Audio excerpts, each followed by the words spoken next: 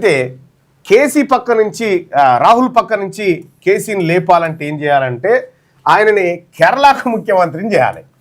కేరళకు ముఖ్యమంత్రిని చేస్తే ఈ పోస్ట్ ఖాళీ అవుతుంది కదా.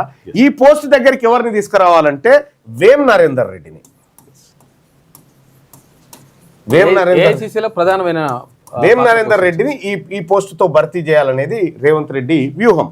ఇక్కడ వేం నరేందర్ రెడ్డికి ఇప్పుడే రాజ్యసభ ఎంపీ ఇచ్చేసారు. అంటే ఆయన జాతీయ రాజకీయాలలో ప్రధానంగా కాంగ్రెస్ పార్టీ కోటర్లోకి ఆయనకు ఎంట్రీ వచ్చింది, ఈయనకి ఎగ్జిట్ దొరుకుతూ ఉంది.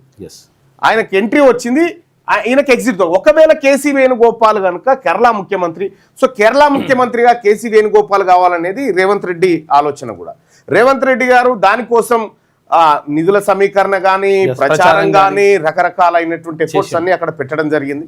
సో ఎందుకంటే ఆయనను ముఖ్యమంత్రి చేయడం కంటే ఇక్కడ నుంచి రిలీవ్ చేసి వేం నరేందర్ రెడ్డిని ఈ ప్లేస్లోకి తీసుకురావాలనేది వీళ్ళ టార్గెట్. ఆ టార్గెట్ ప్రకారం ఈ వ్యవహారం నడుస్తూ ఉంది. ఒకవేళ వేం నరేందర్ రెడ్డి కనుక కేసీ ప్లేస్లోకి వెళ్తే ఇక్కడ ఉన్నటువంటి ఉత్తమ్, ఆ తర్వాత మిగతా సీనియర్ కాంగ్రెస్ పార్టీ నాయకులు ఎవరైతే ఉన్నారో ఇంకా వీళ్ళ ఆటలకు చెక్ నడవదిగా, వీళ్ళ ఆటలకు దాదాపుగా చెక్ పడుతుంది. సో ఈ రకంగా కేరళకు సంబంధించినటువంటి రాజకీయం తెలంగాణ రాజకీయాలతో ముడిపడి ఉందనేటువంటిది స్పష్టంగా అర్థమవుతున్నటువంటి అభిప్రాయం కూడా తీసుకుంటారు. రేవంత్ రెడ్డి గారి అభిప్రాయం కూడా తీసుకుంటారు. కేసీ వేణుగోపాల్ గారికి ఇస్తారు. ఎందుకంటే కేసీ వేణుగోపాల్ గారు రేవంత్ రెడ్డి ముఖ్యమంత్రి కావడం కోసం రకరకాల ప్రయత్నాలు చేసిండు. ఆయన నుంచి కూడా సహాయ సహకారం అందింది. ఇక్కడ